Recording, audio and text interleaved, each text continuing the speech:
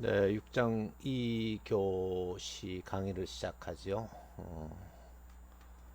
자, 교육적 선도부터 하지요. 어, 앞부분에 조금 다루었는데, 교육적 선도가 뭔가 하는 얘기, 동법 19조 1항에 있는 내용이에요. 특별자치도지사 또는 시장, 군수구청장은 비행 청소년, 일반 일탈한 그런 이제 청소년들을 이 청소년 일상생활에 잘 적응을 하지 못하는 이제 친구들이거든요. 그래서 가정, 학교, 외부의 교육적 도움이 필요한 청소년들에 대해서 본인 또는 해당 청소년의 보호자 또 청소년이 취약하고 있는 학교의 장애 신청에 따라서 교육적 선도를 실시할 수 있다 이렇게 되어 있어요. 그래서 이런 경우 해당 청소년의 보호자 또는 학교장이 선도를 신청하는 때에는 청소년 본인의 동의를 받아야 된다 하는 동법 19조 1항 얘기고요.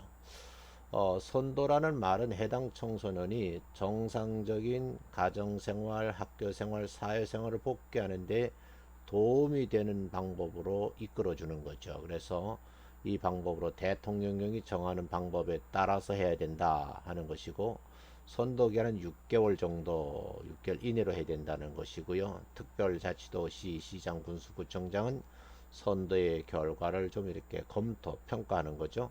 그래서 선도의 연장이 필요하다 하는 경우는 연장을 할 수 있다 이렇게 되어 있거든요. 그래서 아주 길면 1년 이내에 이렇게 교육적 선도를 할 수 있다 그런 말로 이해를 하시면 됩니다. 이제 이번 시간에는 이제 청소년 상담, 한국 청소년 복지 개발원이라는 곳에 대해서 좀 말씀을 드리려고 그래요. 그래서 동법 제 22조에 한국 청소년 상담 복지 개발원이라고 했는데 청소년 상담원이라고 줄여서 말을 해요. 그럼 여러분들 이제 출석 수업을 하기 위해서 이 한국 청소년 상담 복지 개발원이 어디에 있는지 시도 뭐 이건 동까지 좀 이렇게 확인하셔서 한번 홈피드 한번 들어가 보셔서 요 내용이 있는지 없는지 한번 확인하시고 댓글을 남겨주시면 좋겠어요. 일단 이 개발원에서는 이제 청소년 상담도 하고 복지 관련된 정책을 연구를 하기도 하죠. 그리고 상담 복지 사업의 개발 운영 지원하는 업무도 하고 또 상담 기법을 개발하기도 하고 자료를 제작해서 보급하기도 하죠. 그래서 가끔 이제 청소년 복지관 이런 데 가보면 여기서 개발한 어, 자료들이 이제 비치해 있는 경우를 볼 수 있어요. 또 청소년 상담 또는 복지 인력에 양성하기도 하고 교육시키기도 하고 또 상담 복지와 관련된 기관 간의 연계도 하고 지원도 하고 그런가 하면 이제 지방자치단체 청소년 복지 지원 기관의 청소년 상담 복지 관련 사항에 대한 지도도 하고 지원도 해주고요. 청소년 가족에 대한 상담 교육도 이루어지고 있고 또 청소년에 관한 상담 복지 정보 체계 구축을 하기도 하고 운영도 하고 그 밖에 이제 청소년 상담원의 목적을 수행하기 필요한 부수 사업도 한다. 이제 이렇게 보시면 되겠네요. 그래서 여러분들이 이렇게 이제 9가지를 정리해 놨거든요. 요 내용을 한번 참고를 좀 해 보시라 하는 그런 얘기예요.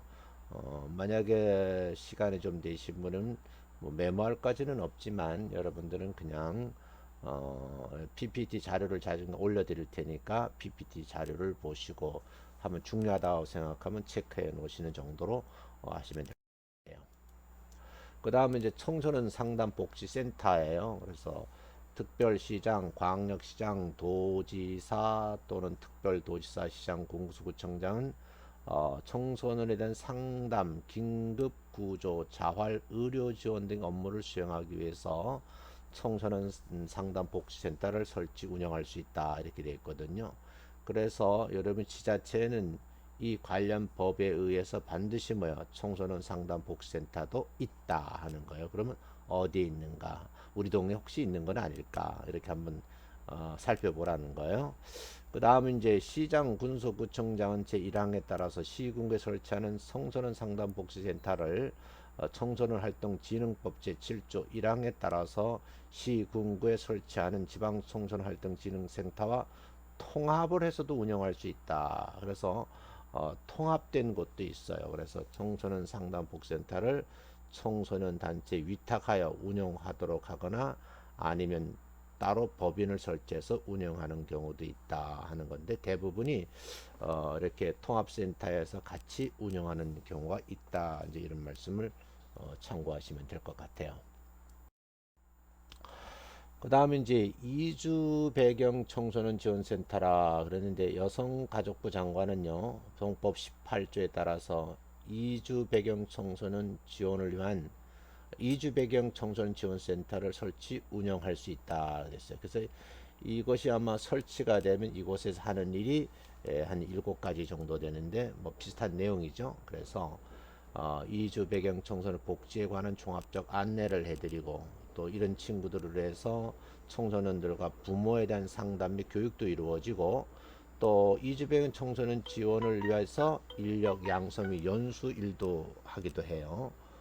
그래서 복잡한 일도 하죠. 그리고 이주 청소년에 대한 국민의 올바른 이해를 돕기 위한 사업도 하고, 조사 연구도 하는가 하면 프로그램을 만들어서 개발해서 보급하기도 하는 거예요. 그래서 이주 배경 청소년 지원센터의 목적을 수행하기 위해서 필요한 업무들을 실제 이 센터에서 하고 있다 하는 것을 알아두시면 되겠습니다.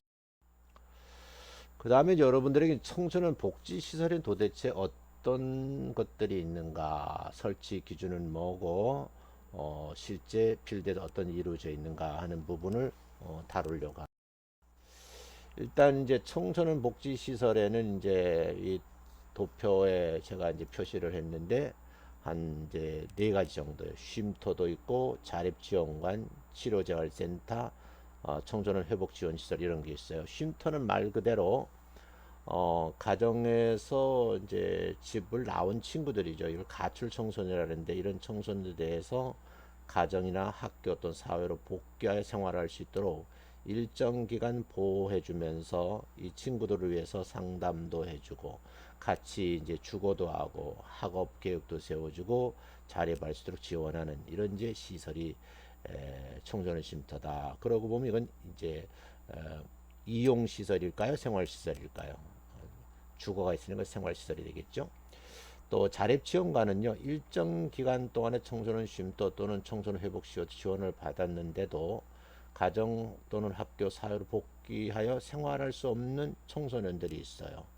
그래서 이런 청소년들을 위해서 생활할 수 있도록 해당 청소년에 적합한 치료든지 교육 및 재활을 종합적으로 지원하는 거주형 시설을 말한다, 이렇게 되어 있어요. 그 다음에 청소년 회복 지원 시설 같은 경우는 이제 소년법 조금 법이 그렇죠. 제3조 32조 1항 1호에 의해서 감호 위탁 처분을 받은 청소년들이 있어요. 이들을 이제 보호자를 대신해서 그 청소년을 보호할 수 있는 자가 상담, 주거, 학업, 자립 등 서비스를 제공하는 것을 이제 말한다, 이제 그런 얘기입니다. 그래서 여러분들이 꼭 한번 이렇게 참고를 해 주시라 하는 얘기를 한번 드리겠어요. 그러니까 이 내용을 이제 아셔야지만 여러분들이 이제 실제 뭐 이 시설을 찾아가든지 아니면 뭐 어떤 상황이 됐을 때 보게 되면 여러분이 도움을 줄 수가 있는 거예요. 그래서 꼭 한번 알아두시라 그런 의미에서 다시 한번 부연 설명을 하도록 그렇게 하겠습니다. 자, 그 다음 이제 요렇게 시설이 이제 4종류가 있다는 것을 이제 알게. 그 다음 이제 그러면 청소년 복지시설의 설치에 대해서 한번 내용을 알고 싶다. 그래서 동법 32조 1항에 보면 청소년 기본법 제18조 1항에 의해서 청소년 복지시설 설치 운영에 따라서 청소년 복지시설 설치 운영해야 된다, 이렇게 규정이 돼 있고, 이 규정에 의해서 국가 또는 지방자치나 외에 청소년 복지 설치 운영하려고 하면 해당 시설이 있는 지역을 관할하는 뭐 도지사, 시장, 군수, 구청 신고를 해야 된다고 했어요. 허가가 아니고 신고예요. 그래서 인가해 주는 경우, 허가해 주는 거, 신고해 주는 이거 좀 구분을 하셔야 돼요. 그래서 신고한 청소년 복지 시설을 휴업 또는 폐업하거나 그 운영을 재개하려면 반드시 여성가족부령이 정하는 바에 따라서 미리 관할 도지사 또는 시, 군수, 구청장에게 신고를 해야 된다. 동법 제33조에 이 내용이 나와 있다. 혹시 이 강의를 듣는 분 중에서 사회복지사 가운데서 이 청소년 복지시설을 운영하고 계신 아는 분 있으면 한번 댓글을 남겨주시기 바랍니다. 그런가 하면 이제 가출 청소년에도 좀 얘기를 좀 하죠. 어찌됐든 간에 청소년 쉼터는 가출 청소년들이 집 밖에 나와서 위험에 노출돼 있죠. 그래서 한 일주일 범위 내에서 일시간으로 잠시 보호하는 쉼터예요.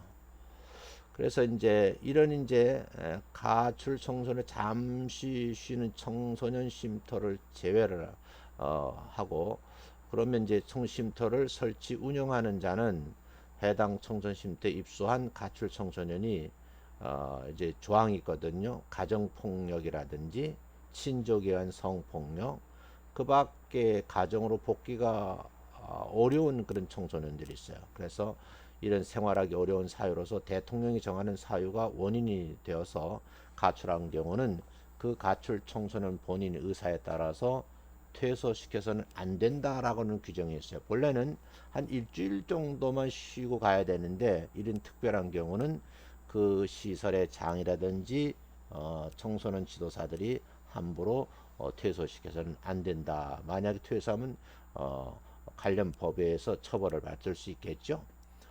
그래서 해당 청소년이 거짓 또는 부정한 방법으로 청소년 쉼터 입소한 경우도 있겠죠. 그런 경우에는 청소년 쉼터 안에서 또는 질서문란 행위라는 경우, 이럴 때는 이제 예외다, 이런 말씀이 이제 동법 35조 2항에 있다, 그런 얘기입니다. 그 다음에 청소년 복지 시설에는 어떤 사람들이 근무를 하나요? 이제 그 물음인데, 동법 이제 34조 1항 2항에 보면 각 시설의 사업 또는 수행 및 운영에 필요한 종사자를 둘 수 있는데, 여성복지부 여성가족부 장관과 지방자치장은 청소년 시설 종사자를 양성하기도 하지만 전문성을 높이기 위해서 교육 훈련도 시켜야 된다. 이제 이렇게 돼 있어요. 종사자들을 반드시 이제 이렇게 재교육을 해야 되거든요. 그러면 이제 그 다음은 여러분이 이제 표에 나와 있는 것대로 청소년 복지시설의 종사 자격 규진이 나와 있어요. 일단 시설장 같은 경우는 이제 상담 복지 분야에 박사학위를 이제 취득하신 분 중이고, 아마 지금 박사 과정에 공부하고 계신 분들이 있다고 하면 청소년 복지시설 경력 3년 이상 된 사람은 시설장이 될 수 있다. 석사 학위를 취득한 사람은 5년 이상 이제 실무 경험이 있어야 되고, 그 다음에 청소년 상담사 자격, 지도사 자격, 사회복지사, 임상심리사, 가족상담 전문가 등 청소년 보호 및 지원이라는 전문 자격을 소지한 사람으로서 경력이 한 5년 이상 된 사람도 시설 자격이 있다는 거예요. 그 다음에 이제 청소년 상담 복지 관련 실무 5년인 사람으로서 청소년 보호 및 지원에 대한 능력과 자질이 있다고 전문기관이나 단체에 추천한 사람 중에서 특별시장이라든지 도지사, 시장, 군구청 인정한 사람도 시설장이 될 수 있다. 그래서 이 네 가지 그 조항 중 한 가지는 반드시 충족을 해야 된다는 거예요. 그래서 여러분들 공부를 많이 하시면 이렇게 시설의 장이 될 수 있다. 그래서 이런 자격을 갖추기는 기본적으로 3년에서 많게는 5년, 7년 이렇게 실무 경력을 쌓으셔야 된다. 그런 얘기예요. 그 다음은 이제 보호 상담 자립 지원 요원이라는데, 상담 복지 분야에 4년제 이상의 대학을 졸업하거나 이와 비슷한 상황에 있는 경우에 이런 것을 한다. 이제 그런 얘기죠. 그래도 4년 이상의 대학을 졸업하거나 이와 같은 수준의 상력이 있다고 다른 법령이 인정하는 사람으로서 청소년 상담 복지 관련 실무 경력 이상인 사람, 또는 상담 복지 분야에서 전문 대학을 졸업하거나 이와 같은 수준의 학력이 있다고 다른 법령 인정받은 사람으로서 청소년 상담 복지 관련 실무 경력이 이상인 사람, 이런 사람들이 해당된다는 거고요. 그 다음에 네 번째로 보면 청소년 상담사, 지도사, 사회복지사, 임상심리사, 가족상담 전문가 등 이런 업무에 전문 자격을 소지한 사람이죠. 그리고 여러 사회복지사 취득을 하고 청소년 지도사 자격증도 가지고 있고 상담 자격이 있으면요, 이거는 뭐 플러스 알파 점수를 받겠죠. 그런가 하면 근로자 직업능력개발법에 따라서 직업능력개발훈련교사 자격을 가진 사람이 있어요. 그래서 우리 학교에 보면 정신석 교수님이 이런 부분에 이제 뭐 자격을 신청하셔가지고 직업훈련 개발, 직업능력 개발 훈련에서 준 자격증을 가지고 있는 것을 제가 본 적이 있어요. 그래서 이렇게 이제 직원들도 이렇게 자격이 요한다 그런 것이고요. 행정 업무 수행 직원은 고등학교 이상의 학교를 졸업한 사람으로서 이제 장이 해당 업무를 수행할 능력이 있다고 판정되는 사람은 아마 이렇게 여기 취직해서 일할 수 있다는 거고요.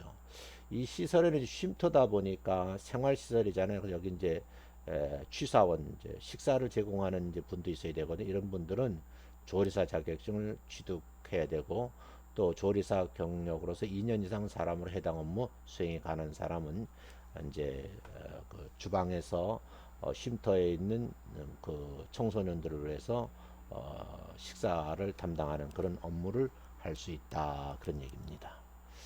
그래서 여러분들이 이제 요런 이제 과정을 이제 살펴보는 거예요. 그래서 여러분들이 이제 여기까지 이제 업무를 이제 자세하게 이제 살펴보았거든요. 그러면 이제 이번 챕터에서는 아마 여기까지 수업을 하고 마쳐야 될 것 같아요. 그래서 3교시 수업은 이제 하지 않을 예정으로 있습니다. 그래서 충분히 이제 법조항은 여러분이 알게 되었다. 이제 이렇게 이해를 청소는 이제 될 것 같다. 치료재활센터가 있거든요. 여기에는 그다음에 이제 여러분들이 이제 보셔야 되니까 임상심리사들이 대부분 하죠. 그래서 심리치료 또는 임상실험 관련 분야에서 전문대학 이상의 이제 학력을 가진 분들이 대부분 심리치료 임상심리는 전문대학 과정에서 많이 개설을 하더라고요. 그런가 하면 이제 정신보건법 제7조에서 정신보건 임상심리사도 있어요. 그래서 대학원에 들어가서 보건복지대학원 같은 데 의과대학원에 가면 이제 대학원 석사 과정에서 정신 보건 이제 사회복지 자격증을 취득한 분도 있거든요. 이런 분들은 아마 가족치료센터 이런 데 취직하면 상당히 월급도 많이 받는 걸로 그렇게 알고 있어요. 그래서 정신보건 임상심 자격을 취득한 사람이고 실무경이 1년 정도 된다. 그리고 동법 23조에 따라서 심리치료, 인지치료, 특수치료 관련 공인 자격증, 국가 자격이 없으니까 국가 공인 자격을 말하는 거예요. 이런 자격을 취득한 사람으로서 실무 경력이 한 2년 이상 이런 사람 말하는 거고요. 그 다음에 이제 고등학교 이상의 학교를 졸업하는 사람, 행정 업무하는 사람, 그 다음에 전산호는 국가자격기술에서 전산 관련 자격증을 취득하고 경력이 3년. 여기 이제 또 영양사도 있는데요. 영양사하고 조리사하고는 달라요. 그래서 영양사 면허를 취득한 사람, 취사원은 뭐 여러분 아시는 대로 조리사 자격을 있는 사람이고, 또 시설 관리원들은 관련 자격증을 소지한 사람, 운전 같은 경우는 일정 보통 이상, 이제 보통 봉고차니까 운전 면허를 가지고 있고 경력이 3년 된 이상 이렇게 소개가 돼 있다 보시면 될 것 같아요. 자, 그래서 여러분들이 이제 청소년 복지 시설에도 동일하게 시설장 자격이 주어져 있고요. 그 다음에 이제 상담원들도 자격이 주어져 있어요. 이 내용을 여러분들이 한번 살펴보시는 것도 괜찮을 것 같아요. 그래서 청소년 회복시설, 쉼터도 있지만 청소년 회복시설에도 시설장의 경우 이러이러한 자격을 취득해야 된다. 그래서 여기 좀 특이한 점은요. 박사학위를 취득한 사람도 있고 또 석사학위를 취득한 사람도 되지만 특히 이제 그 소년보호 분야라고 하는 부분을 관심을 가지셔야 되고 또 청소년 상담사, 청소년 지도사, 사회복지사, 여기 초등학교 교사, 중등학교 교사, 유치원 교사, 보육교사도 여기 해당되는 거예요. 그러니까 이런 내용들을 자세히 알면 실제 도움이 되는 거죠. 그래서 이런 업무를 한다 하는 것이고 실무경은 5년 정도 돼야 된다 하는 거예요. 박사는 3년, 그 외에는 이제 5년 정도 하게 되면 된다 그런 얘기고요. 또 시설장도 뭐 이제 그 밑에 보면 비슷한 내용이고요. 보상담원도 비슷하게 돼 있다 하는 것을 여러분이 알아두시면 좋겠다 하는 내용. 그 다음에 청소년 복지시설 종사자의 이제 직종별 배치 기준이 있어요. 그래서 보통 청소년 쉼터, 자립지원관, 회복지원시설 이런 데서는 시설장 1명, 보호상담원 4명, 행정원 1명, 그래서 6명 정도가 일을 하는 거예요. 단기 청소년 쉼터에서는 10명 미만일 때는 4명 정도, 또 10명, 15명 되면 직원이 5명, 15, 20명 되면 8명, 20에서 25명 되면 9명 정도가 일을 하게 된다. 그런 얘기를 지금 하고 있는 거니까 참고해 주셨으면 좋겠어요. 그래서 이런 도표도 여러분이 한번 보시면 실제 여러분이 어떤 센터나 이런 데 가보면, 시설에 가보면 이렇게 법으로 자세히 규정이 되어 있는 거예요. 그래서 아무나 뭐 시설장이 되고 상담원이 되고 막 이런 것이 아니라 인원을 뭐 늘렸다 줄였다 이런 것이 아니고 법으로 이렇게 규정이 되어 있다 하는 것을 알아두시면 좋을 것 같아요. 자, 그 다음에 치료센터에서도 보면 20명 미만인 경우에는 시설장 1사람, 상담원 4명, 또 보호자립지원요원 7명, 의사 1명, 간호사 1명, 치료사, 임상치료사, 행정 업무 수행 지원 2명, 치사원 1명, 시설 관련 인원 이렇게 해서 실제 인원을 가지고 있다. 또 인원이 20명 이상 30명 되면 조금 늘어나겠죠. 그 다음에 이제 30, 40명, 뭐 50명, 60명, 60명 이상 되면 직원 수가 자꾸 늘어나는 것을 여러분이 볼 수 있겠다. 그런 얘기예요. 그래서 이제 다음 주에는 이제 청소년 보호법에 대해서 강의를 하기로 하고, 이번 주차에는 이제 이렇게 해서 여러분 6장 모든 내용을 마치고요. 이제 다음 시간에 청소년 보호법에 대해 강의를 하는데, 혹시 높아심에서 다시 말씀을 드릴게요.